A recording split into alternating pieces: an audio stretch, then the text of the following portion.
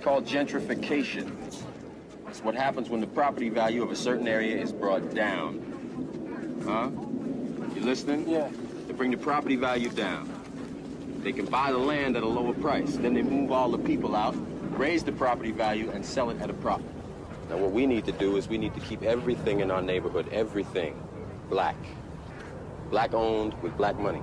Just like the Jews, the Italians, the Mexicans, and the Koreans do. Ain't nobody from outside bringing down the property value. It's these folks shooting each other and selling that crack rock and shit. Well, how you think the crack rock gets into the country? We don't own any plane.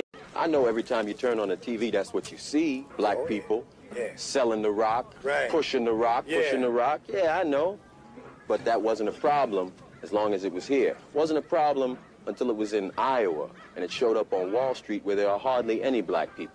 Now, if you want to talk about guns, why is it that there's a gun shop on almost every corner in this community? Why?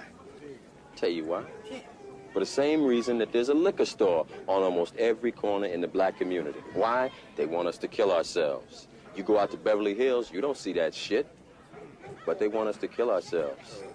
Yeah, the best way you can destroy a people, you take away their ability to reproduce themselves. Yeah. Who is it that's dying out here on these streets every night? Y'all.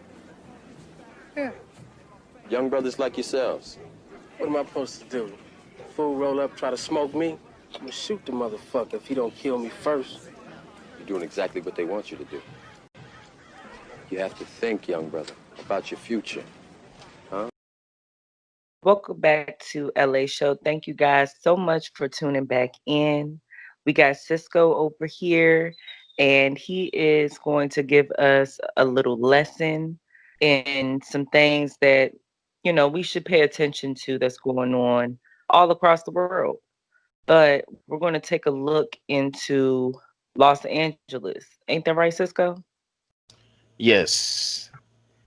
Thank you for having me back. And I'm just going to make a few disclaimers, guys. First of all, this little research thing, I was just thinking about the Nipsey case, and I was asking myself, why don't I just take a whole nother direction and look at how the city is run? And what I mean by that is, in the past, you know, I just a big, you know, I like to research things. I always have. And in the past, I was always taught that you need to learn how cities are run and how their municipalities are run and where they get their funding from.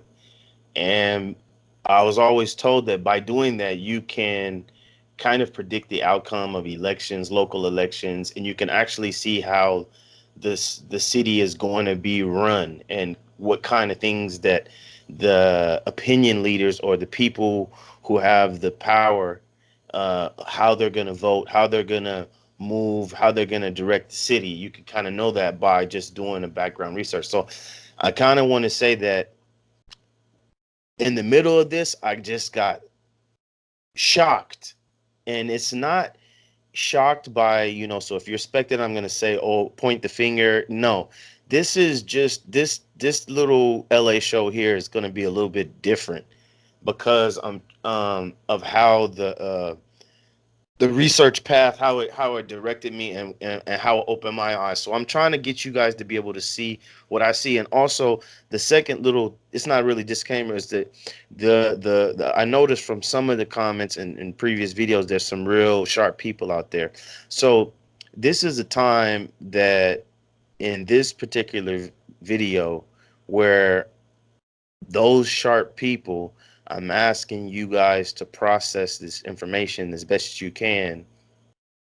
And the things that you don't understand, just put it in the comments and we'll you know, LA will get to you.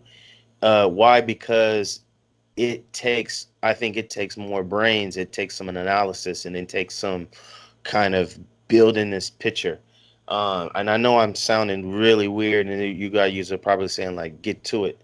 Well, I just have to lay it out like that because this is how it gave me that feeling. So basically what I was doing is, if you look at the bigger picture of what's going on in America. And I'm just gonna sum this little part up real fast because I'm not a politics person. I'm not a Democrat. I'm not a Republican. I'm not pro or anti-Trump. I'm not into any of that. But if you look at from an unbiased eye at what's going on, you will see that that the government is fragmented, and there's a lot of power play going on. And if you're just only focused on the Trump impeachment and stuff like that, nah, it's deeper. It's way, way, way, way deeper than that. And so I wanted to look at that scenario and put it and break it down as it relates to what was going on in LA at the time that Nipsey was assassinated. So one of the first things I did was I started to look at the mayor, the chief of the police, the county sheriff, the city council, and then I started to look at, now LA can give you screenshots if she chooses to. All of the things that I'm going to talk about in summary, I got the documents to prove it's all public information. Okay, so some of this is going to sound, especially for people that's living in LA or lived in LA, got relatives in LA, some of this might be a shock about some of the things I'm going to share. So I started to look at the funding. So where does LAPD get their money? Where does the LA County Sheriff get their money? And what I noticed was, you know how you see these videos where people get pulled over or people are in protest. They say we this is our taxpayers' dollars. We pay for the police and whoopty. It's really not the case. It's really not the case. Your police, as it relates to LAPD and LA County Sheriff, they are structured like a corporation / agency, and a lot of their funding is private. Private. Yes. And when I say functioning like a corporation, I'm going to say it. And like I say, I have the receipts. They own public and private property. Okay. They have in their what do you call that? Their audits, their investments in real estate. They have private equity firms that they deal with. And for you smart people, what is a private equity firm? Private equity firm is when you can do private transaction. Nobody can, you can't be audited. It's just like a secret transaction, basically. They have a bunch of inks and LLCs attached to the fire department, the police department, and the sheriff department.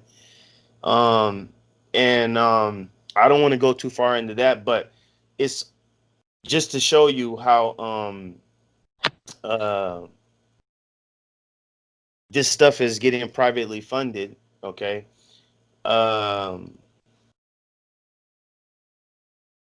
The day after Nipsey is assassinated, the mayor, Eric, I think his name is Eric Garcetti, he is gonna have 80 million allocated to the LAPD funds, but these funds are collected and distributed privately through the Los Angeles Protection League, which is the union, which is a private entity.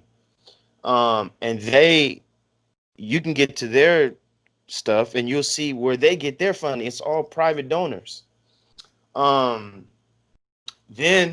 going back to the current, if you following, I don't watch the news, but I just get pieces of information and I do my own research.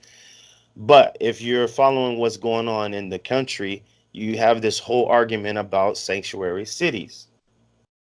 Well, Los Angeles is a sanctuary city.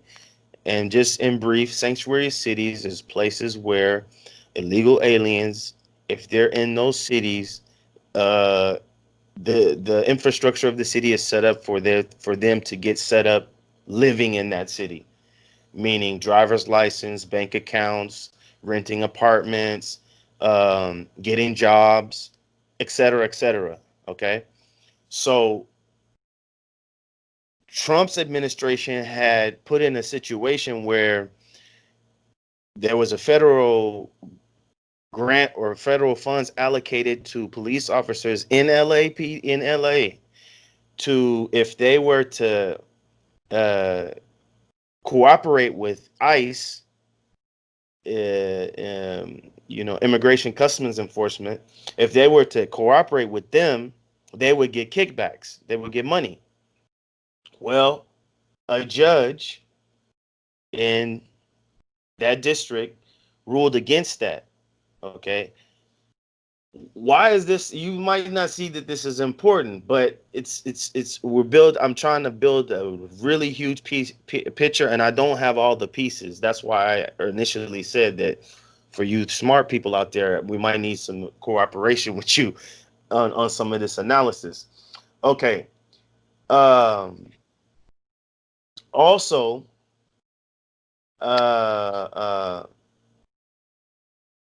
going back to who supports the sanctuary cities and who doesn't. Basically, the Democrats. Democrats want democratic socialism. So the sanctuary cities is part of the means to their end game. Trump's administration is nationalist. They're trying to bring jobs back to America, the factories back to America. He's trying to use a word that I'm going to get to, opportunity zones, to help blacks, Latin, and poor white people in the inner cities to get greater opportunity. This is something that he said out of his mouth. Okay. So there's a war between these sanctuary cities and the Democrat. Why is this important? Because if you look at the LA, the mayor, the sheriff, the chief of police, the same judge that voted against this sanctuary city thing, they're all Democrats. The city council people, all Democrats. What's the guy's name? Marquess. The guy, he's the representative for the 8th district, which is South Los Angeles. He's a Democrat. What's his name? Marquess Harris Dawson. Yeah, Marquess Harris Dawson. He's a Democrat. So, also looking at particularly Marquess Harris Dawson, and she can again show you these screenshots. There are articles dating back to 2015 and even February 11th, 2019, where Marquess is talking about the vision of this area where Nipsey was killed and owned property and had vision to work with. Basically, what I'm coming to build this semi-picture to is that, yes, Nipsey was a very intelligent man, and he was well-connected. When I say well-connected, like, just do your background research on David Gross. David Gross, even though he's from LA, he's a thoroughbred. I mean, in terms of his resume and who other clients, be not deceived. Don't think that Nipsey Hussle, David Gross's name is relevant because of Nipsey Hussle. Absolutely not. You're talking about a guy that has over, clients in the hundreds of millions of dollars in their on their portfolio. The boy is very well connected and very highly educated. Look, just check his resume out. Anyway, why is that important? because with the current flow of how things are being run, and your whole city is run by Democrats, the question is, Nipsey Hussle, there's three words I want to get to. I said that, and I know I'm rambling. Three words are austerity, gentrification, and opportunity zones, and not in that order. These are three words I was supposed to, before I got to rambling, define those three words and then talk to you, but I got carried away, as I do. So let's really quick define gentrification. Gentrification is a process of changing the character of a neighborhood through the influx of more affluent residents and businesses. This is a common and controversial topic in politics and urban planning. Gentrification often increases the economic value of a neighborhood, but can force out low-income residents due to the increased cost of rent and higher cost of goods. Okay. There's more to that, but we don't need to get in that. That gives you a little thing. Now, austerity. Austerity is a set of political economic policies that aim to reduce government budget deficits through spending cuts, tax increases, or a combination of both. Austerity measures are used by governments that find it difficult to pay their debts. The measures are meant to reduce the budget deficit by bringing government revenues closer to expenditures, which is assumed to make the payment of the debt easier. Austerity measures also demonstrate a government's fiscal discipline to creditors and credit rating agencies. And opportunity zones, the last one, is a designation created by the Tax Cuts and Jobs Act of 2017, allowing for certain investments in lower income areas to have tax advantages. The purpose of this program is to put capital work that would otherwise be locked up due to asset holders' unwillingness to trigger the capital gains tax. Okay, opportunity zones, austerity, and gentrification. Two things you heard from out of Nipsey's mouth was opportunity zone and gentrification. If you listen to a lot of interviews of Nipsey Hussle, he talked about those two words. Austerity is hitting American cities hardcore. And I just told you what it is. This is policies that are cutting budget. You see, the schools are cutting down, are shutting down. Libraries are shutting down. Okay, so this is where government funding goes out. So that puts a stress on the city.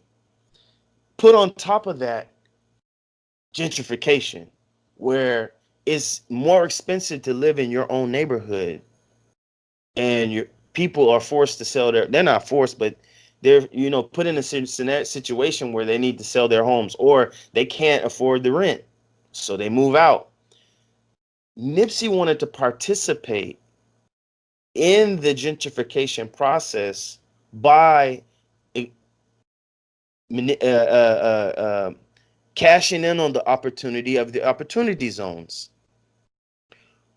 Where is this tricky? Well, if your police department is not funded, it's funded by private people. If you're trying to do these things, and like I was saying to LA when we were talking about this, you got to be careful of federal grants, okay? And privatize government when they shut down a section of government and open a private company to do the same job. That's dangerous, just as help me out, LA. What's the first one I said? I'm losing my train of thought. Federal right, federal fund. Exactly. Thank you. I'm glad you there for me. Because when you take that money comes policy and ideology. And we can see how, if you look at LA, who's getting these grants? Who is popping up all these damn LLCs and inks doing doing government jobs in that South LA area. Come on now. Talk to me, people, because I've done the research. Okay, with money comes policy and ideology. I'll give you two examples. Let's go back in history. Was it? You guys can correct me if I'm wrong. Wasn't it Jeff Fort who got the Office of Equal Opportunity grant from Donald Rumsfeld, only later to swoop up the whole gang in the federal indictment later? Okay, was it not Jesse Jackson who misappropriated money during the Reagan administration and had to get bailed out?